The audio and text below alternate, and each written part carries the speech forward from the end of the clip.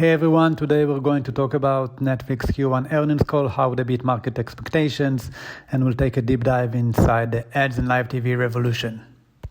Keep in mind, we use the power of AI to create this video. More details on the screen right now and in the description.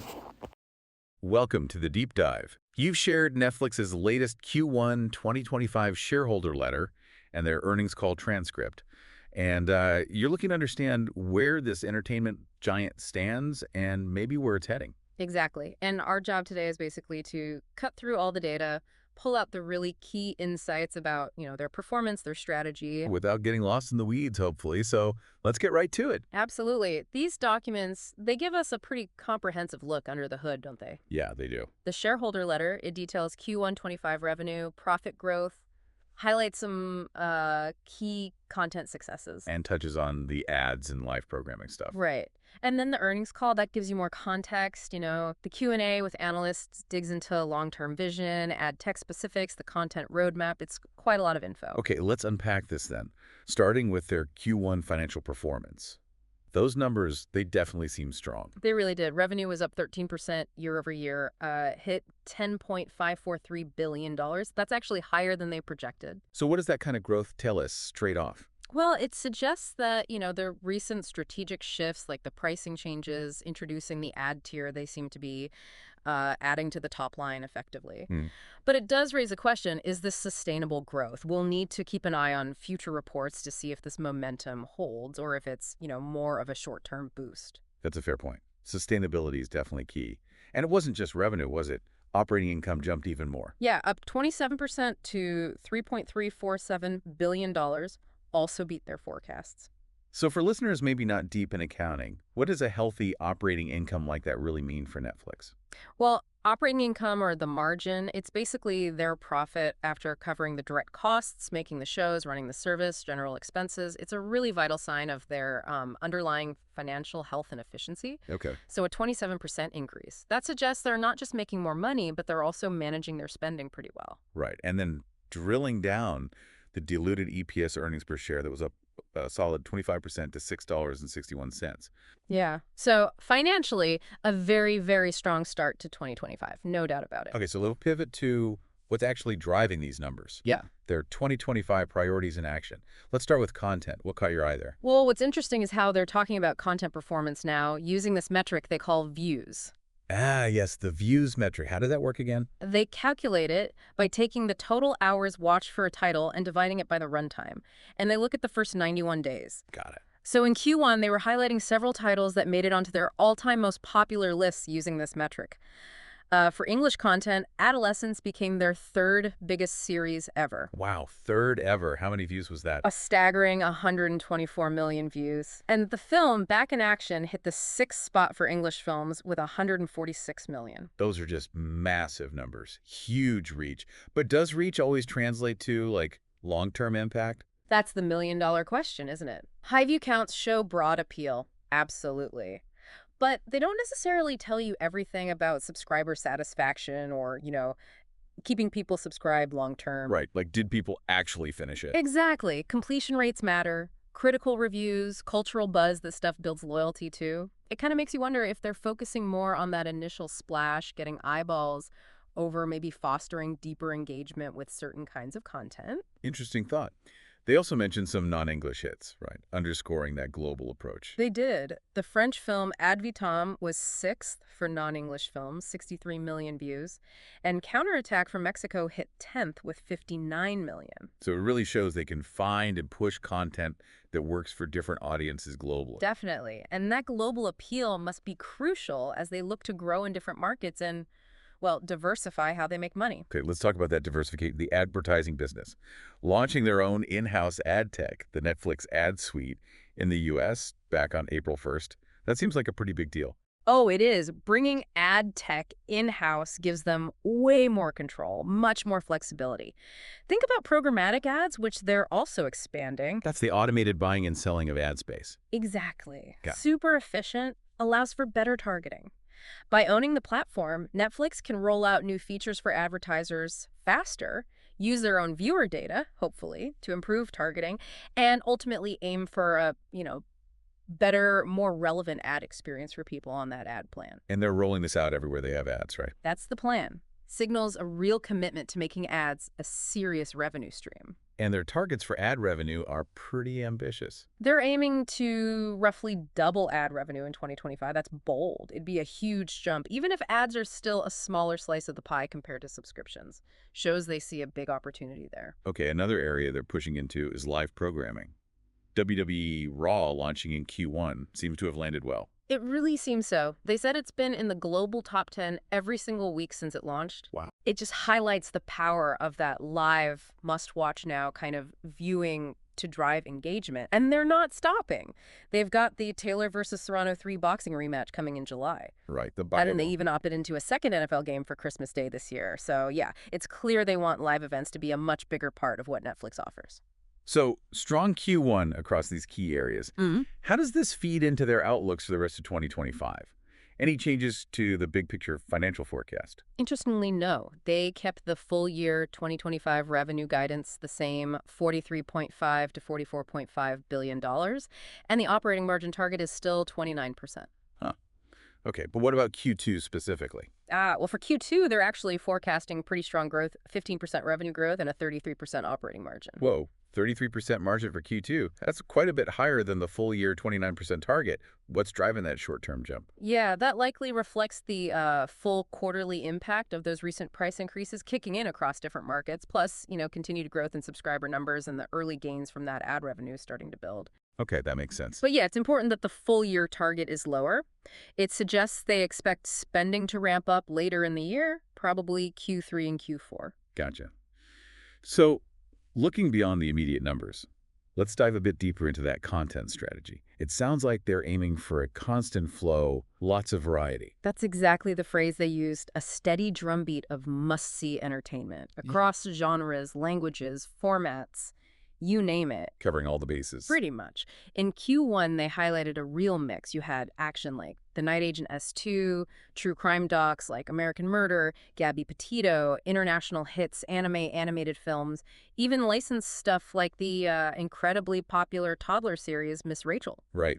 Shows they're trying to cater to literally everyone. And they seem willing to try new things format-wise, too. Like what?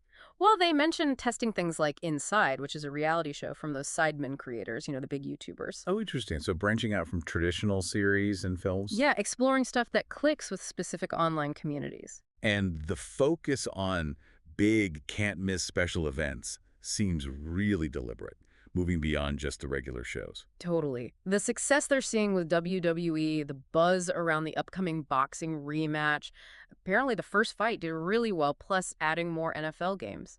It all points to this strategy. Generating buzz, pulling in new subs. Exactly. Creates that tune-in now feeling. And they hinted they want to take this live strategy international, too. Makes sense.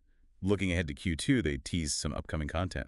Sounds like a busy quarter. It does. Quite a few films coming. Nana's, Straw, Bullet Train Explosion, Havoc, plus new series from all over India, Argentina. The Royals from India, El Eternata from Argentina. And returning seasons of popular stuff like Dallas Cowboys, Cheerleaders, Black Mirror, Ginny and Georgia, plus the final seasons of Big Mouth and You, so yeah, plenty to watch. And the big one, the final season of Squid Game. Ah, yes, the grand finale. That's set for June 27th, 2025. Mark your calendars. Definitely. And they're doing more with it, too. Updating the Squid Game, Unleashed game, expanding those live physical experiences. They're opening one in London soon. Yeah. Clearly, Squid Game is a massive long-term franchise for them. It's undeniable. But Netflix isn't operating in a vacuum. The competition is intense. How are they positioning themselves globally? They admit the competition's fierce, but they lean hard on their scale. Over 700 million viewers globally, they say, and 2/3 of those are outside the U.S. That global reach is huge. It is, and their strategy hinges on improving the entertainment mix with authentic local stories that can also travel. They mentioned Club de Cuervos, again, some French shows, obviously Lupin, showing that local can go global. And they're putting money behind that, right? Yeah. Investing in infrastructure internationally. Big time. Pouring money into content creation, production facilities, offices, studios, partnerships in tons of countries. They use the UK as an example. What did they say about the UK? Their share of total TV viewing time there hit 9% in Q1, and they've invested something like over $6 billion in the UK creative industry since 2020. Shows a deep commitment to local production hubs. Okay, let's switch tracks a bit. Monetization. How are they thinking about growing revenue now? It feels like it's always evolving. It really is. They're constantly tweaking the subscription plans, the pricing, Yeah. all to fund more investment, they say. Recent price hikes in some big markets apparently went as expected, and they've now baked a price increase in France into the 2025 outlet. And the ad plan is a huge part of that monetization puzzle now. Absolutely. It gives people a lower price option, which is key, but it also opens up this whole new revenue stream for Netflix. And that new ad tech, the Netflix ad suite, sounds like it's central to making the ad tier work well. Totally central. Building their own tech lets them offer advertisers, a smoother ride. Better measurement tools, better targeting using Netflix's own data, which is unique new ad formats, expanding programmatic buying. Which makes the whole process more automated and efficient for advertisers. Exactly. They've rolled out programmatic in UCAN, EMEA, LATAM already, APAC is next. They clearly see this tech as a key advantage to attract and keep advertisers spending. Right. And finally, let's just touch on the overall financial management. Cash flow. What are they doing with their cash? Their priorities seem pretty consistent. Focus on profitable growth, keep enough cash on hand for flexibility, and then return any excess cash to shareholders, mainly through buying back their own stock. Share repurchases. Yep. In Q1, they generated $2.7 billion in free cash flow. That's the cash left after investments. They used some to pay down debt, about $800 million, and they bought back $3.5 billion worth of shares. And they have authorization to buy back even more. Yeah, another $13.6 billion left under the current plan. They basically said expect most of their growing free cash flow to go towards buybacks unless some big M&A deal comes along. Buying back shares can help boost the stock price for remaining shareholders. Okay, that covers the shareholder letter pretty well. The earnings call transcript also had some interesting nuggets, right? Especially addressing those reports about huge internal growth goals for 2030. Ah, yes, the Wall Street Journal piece. That definitely came up. Netflix basically clarified, look, those talks about doubling revenue, tripling operating income by 2030, those are internal, long-term ambitions, stretch goals, not official 5-year forecasts. So managing expectations there. Pretty much. They stress there's still huge growth potential in their market, getting more engagement, more subscribers, a bigger slice of the overall entertainment revenue pie. And what about consumer sentiment? With the economy being a bit uncertain, how are people reacting? Is the ad plan helping? They said they're watching closely, of course, but haven't seen any major negative hits to things like retention or engagement. Price changes went as expected. And they pointed out that entertainment, especially Netflix, has tended to be pretty resilient when the economy gets shaky. Having that lower-priced ad plan in big markets, that definitely adds another layer of resilience, gives people a cheaper option if budgets get tight. Price increases are always a hot topic for subscribers. Yeah. What's their thinking on when they raise prices? Is there a set schedule? They pushed back on the idea of a fixed schedule, said it's really driven by the value they feel they're adding for members. Are they providing enough new, great content, improving the experience enough to justify asking for more money? It's based on perceived value, member feedback, engagement, not just a calendar date. Got it. And there was a question about keeping the subscribers who joined maybe just for a big live event like that Paul Tyson fight they had planned or the NFL game last Christmas. Are those people sticking around? Apparently, yes. They said retention has stayed strong and stable, even for folks who signed up specifically for those events. Their behavior, how long they stick around, it looks pretty similar to people who join for a big hit series or movie. Interesting. So live events can be a good acquisition tool without causing a big churn problem later. Seems that way, kind of like how a big game used to get people to sign up for cable back in the day. Right. Now, that operating margin forecast, 29% for the full year, even though the first half is looking stronger. Why the expected dip in profitability later in the year? It mainly comes down to timing. They expect content costs to ramp up in Q3 and Q4, big returning series, a larger film slate hitting in Q4. Plus, they plan to spend more on sales and marketing then, too, supporting those launches and their growing ad sales team. So costs catching up in the second half. Yeah. Makes sense. You mentioned the ad tech platform earlier.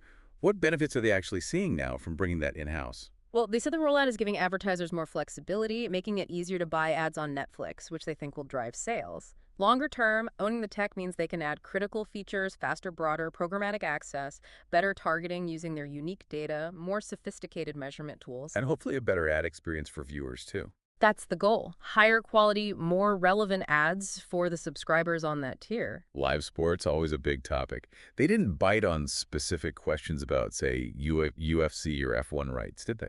No, they kept it pretty general. Strategy is still focused on finding those breakthrough events that really resonate with their audience and, crucially, make financial sense for their model. Not just buying any sports rights out there. Exactly. But they did highlight the positive buzz and subscriber growth they've seen from the live events they have done. So it suggests they'll keep looking for the right opportunities, maybe even international. Okay. What about video podcasts? Yeah. That came up too, surprisingly. Is Netflix looking to get into that space? They seemed kind of open to it, acknowledged the lines are blurring between traditional podcasts and video talk shows. Yeah. So they're always interested in working with talented creators, whatever the medium. So maybe? Yeah, basically, as video podcasts get bigger, maybe some will find a home on Netflix eventually. Wasn't a hard no, wasn't a hard yes. And AI, artificial intelligence. Everyone's talking about it. How is Netflix actually using it? They sounded quite positive about AI's potential, both for improving the viewer experience and helping creators. Said their teams are already using AI tools in production. For what kinds of things? Generating references for set designs, helping with previs, VFX prep, that sort of thing. They gave a specific example, a film called Pedro Paramo, used AI for de-aging effects much more cheaply than, say, The Irishman did just a few years back. Wow, so making advanced tools more accessible. Exactly. That seems to be a key focus, using AI to help their creative partners. What about helping viewers find stuff? Content discovery is always a challenge. Critical for engagement, yeah. They mentioned they're testing a new, simpler TV homepage design, planning to roll it out later this year. Also developing new things like interactive search capabilities, always tweaking how you find your next binge. And those extra member accounts, the ones people can add for sharing outside the household, are those a big deal for them? They kind of downplayed it, said it offers flexibility, but it's not a major driver for the overall business right now. Okay. Netflix games. Still feels a bit early days, but what's the focus there? They described it as a multi-year, iterative journey, learning as they go. The focus seems to be on a few areas.